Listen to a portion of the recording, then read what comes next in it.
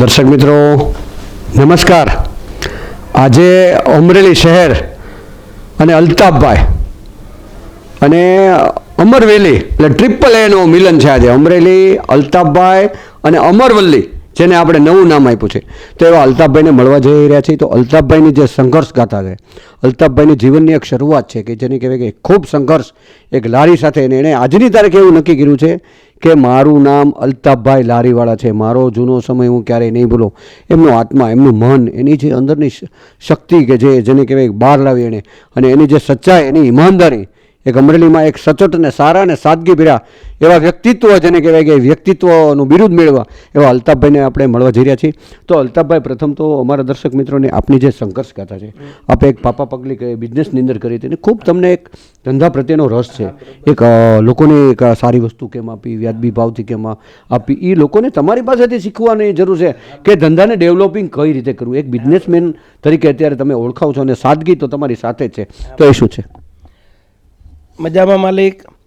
પહેલાં તો મનોજભાઈ, તમારા ને આપણે જે એમ વર્લ્ડ ન્યૂઝ છે, તમારા બધાનો પહેલાં તો ખૂબ ખૂબ આભાર કે તમે મને અહીંયા મોકો આપ્યો તમારી યારે મુલાકાતનો. કેમ કે મને કોઈક આમ બોલાવે ને એટલે હું બહુ રાજી થઈ જાઉં, એક આમ દિલમાં આખી ઉમંગ જ આવી જાય. એટલે પહેલાં તો ખૂબ ખૂબ તમારા બધાનો આભાર. ને ટોટલી આપણે અમરેલી મીડિયાને બધાનો ખૂબ ખૂબ આભાર કે તમે બધા મને સપોર્ટ આપો છો. ને બીજું ખાસ એ કે હું આ લાઈનમાં 2010માં આવ્યો, મોબાઈલની લાઈનમાં. પહેલાં હું કટલેરી વેચતો, આપણે આશીર્વાદ ફુલાર જે છે ને ટાવર રોડમાં છે, ને આ કટલેરીનું પછી મેં બંધ કર્યું. પછી ધીમે ધીમે મોટા ભાઈએ કીધું કે ભાઈ સીડીનું ચાલુ કરો, એટલે મેં સીડીનું 2 વર્ષ ચાલુ કર્યું. પણ સીડીમાં 2008માં પછી કારખાનાને જે બધું બંધ થયું ને, થોડુંક ડીમ પડી ગયું હતું. તો આપણે મોટાભાઈને કીધું, મેં કીધું ભાઈ થોડુંક મને સીડીમાં થોડુંક વેપાર ડીમ આવે છે, તો કે તને જે સારું લાગે એ કર. તો આપણે નવયુગ ઇલેક્ટ્રિકવાળા જે છે, આપણે તાલુકા પંચાયત આપણે જે લારી ઊભી રાખી, ત્યાં એ લોકોએ આપણને વડોદરા જે છે ગાયત્રી ઓડિયો, ત્યાંથી પેન ડ્રાઈવને મંગાવી દીધી. પછી પાવનવાળા છે નિખિલભાઈ, એ લોકોએ આપણને કેબલ ને ચાર્જર આપ્યા. પછી જે શિવ મોબાઈલ ને મેઘદૂતવાળા, એ લોકોએ ચાર્જર ને મોબાઈલ વગર રૂપિયા આપ્યા કે આલ્યો આ તમે વેચાય પછી આપજો. મેં તો ભાઈ મારી પાસે પૈસા નથી, તો એ કે ના વેચાય પછી આપજો. એટલે ધીમે ધીમે બધાની દુઆને બધાના આશીર્વાદને અમારા મોટાભાઈ દાઉદભાઈનો ફૂલ સપોર્ટ, અનહદ સપોર્ટ કે એ તમે વાત જવા દો, જે આપણે ફરિશ્તા કહેવાય એમ. બરાબર છે. નતર મારી પોઝિશન હાવ ખરાબ થઈ ગઈ હતી. પણ અમારા મોટાભાઈ આ તમારો પીકડો ને કે બેટા જે તને જે ક્યાંય અટકાતો તો મને ફોન કરજે. એટલે બધા વેપારીને ફોન કરી દીધો એણે. એના જે વેપારી હતા મોબાઈલની એસેસરીઝના, ટોટલી બધાને ફોન કરીને આપણને ધીમે ધીમે માલ ચાલુ કરાવ્યો. પછી મેઘદૂતવાળા જે છે ને શિવ મોબાઈલવાળા છે, એણે ચાર્જરને ધીમે ધીમે ચાલુ કર્યું. પછી આપણે નાના આઈપોડ આવતા ને ત્યારે 30 રૂપિયાની હેન્ડ ફ્રી આપણે વેચતા.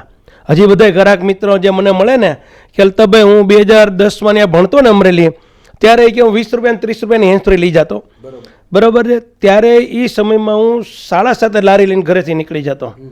8:15 અહીં આવી જાઉં ને તો આમ લારી ખોલતો હોય ને તો ઈશ્વરની કૃપાને બધાની દુઆથી ટ્રાફિક જ એટલું હોય, 8:15 લારી મારી ખુલી જતી. ત્યારે એટલી 2 કલાક લારી ખોલતા તૈયાર કરતા થાય. પછી બપોરે મારા ઘરના ટિફિન 1:30 વાગે લઈને નીકળે. ત્યારે તો અમારી પાસે સાયકલ લઈને નહોતી, કાંઈ નહોતું. પછી મારા ઘરના ત્યાંથી હાલીને આવે, ત્યારે ત્યાં પટેલની લચ્છી લઈને આવે. એટલે પટેલની લચ્છી લઈને આવે ને એટલે પહેલાં હું પી લઉં, ટ્રાફિક ફૂલ હોય. પછી હું જમવા બેહું તો ચાલુ ઘરાકીમાં ફૂલ ઊભા જમતો હતો. ત્યારે મેં ઘડિયાળ નથી જોઈ કે કોઈ ટાઈમ જ નથી જોયો. પછી 8, 8:30 ધીમે ધીમે બંધ કરું તો 10:30, 11 ઘરે પૂગું લારી લઈને.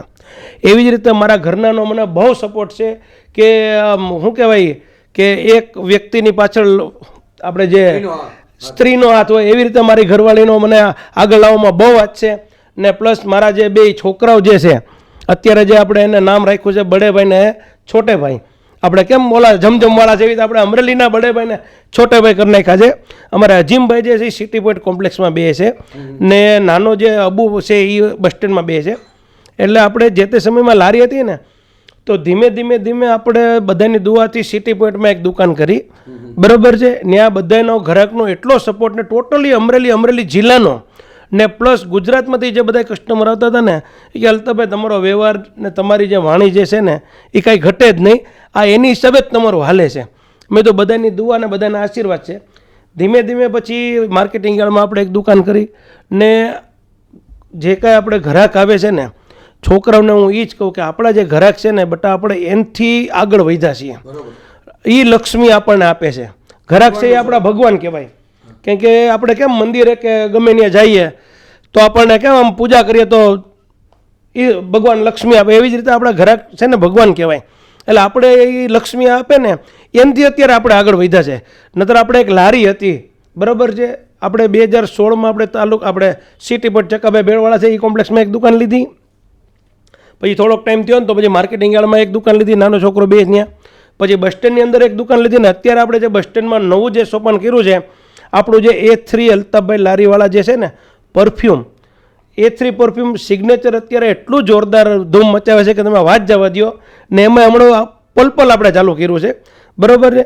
પછી અમુક કસ્ટમર મને કે અલ્તાફભાઈ તમે લારીમાંથી કેમ સીધા અહીંયા આવ્યા? મેં તો જો ભાઈ આમાં કેવું છે કે મેં ઘડિયાળ પહેલાં તો કોઈ દી નથી જોઈ, કોઈ દી ઘડિયાળ નથી જોઈ. કેમ કે એને પ્લસ અત્યારે મારી જે ખાલી 5 કલાકની અંદર છે. મારી પાસે અત્યારે 2-3 મોબાઈલ છે. મોબાઈલ એટલો સારામાં સારો છે જે કે બિઝનેસ માટે જો તમે ટાઈમ બગાડો તો એ નકામો છે. અત્યારે હું જે કંઈ રાતે જોતો હોઉં ને તો બધા બિઝનેસ માટે કે બિઝનેસ કયો નવો કરવો ને નવું બિઝનેસમાં લાવવું મને બહુ ઉત્સાહ. ને કોઈ પણ મિત્ર મંડળ મને મળે કે કોઈ પણ છોકરો મળે ને તો હું એક જ કહું કે ભાઈ તમે અત્યારે તમારો સમય છે, અત્યારે તમે મહેનત કરો. કેમ કે કાલ સવારે તમારા મેરેજ થાય, તમારા મા બાપને ચિંતા હોય તો 5-10 લાખ રૂપિયા તમે અત્યારે તમારી રીતે ભેગા કરો તો તમારા મા બાપને ચિંતા નહીં. કેમ કે અત્યારે મોબાઈલમાં છોકરાઓ બહુ ટાઈમ બગાડે છે. એટલે અમુક છોકરાઓને બધાનો મેસેજ એ દ્વારા કહું છું કે ભાઈ કે અત્યારે મોબાઈલમાં બિઝનેસ લિમિટ બહાર છે ને અત્યારે સોશિયલ મીડિયામાં વેપાર વધારે છે. એટલે સોશિયલ મીડિયામાં ને વેપાર બિઝનેસ માટે મોબાઈલમાં તમે ટાઈમ બગાડો, આમ નહીં. ને બીજું એ કે અત્યારે ફેસબુકમાં જે છે, યુટ્યુબમાં છે, કોઈ કોમેડી વિડીયો છે કે કોઈ એડવર્ટાઇઝ છે એની રૂપમાં તમે હાલો તો એમાંય તમને આવક મળે છે. પ્લસ સાઈડમાં તમારે મહેનત કરવાની. કેમ કે મહેનતથી કાંઈ નથી, મહેનત કરશો ને તો 2 પૈસા વધશે. ને મહેનત ને ઈમાનદારી ને તમારા દિલમાં તમારા ઈશ્વરને રાખી દેવાના.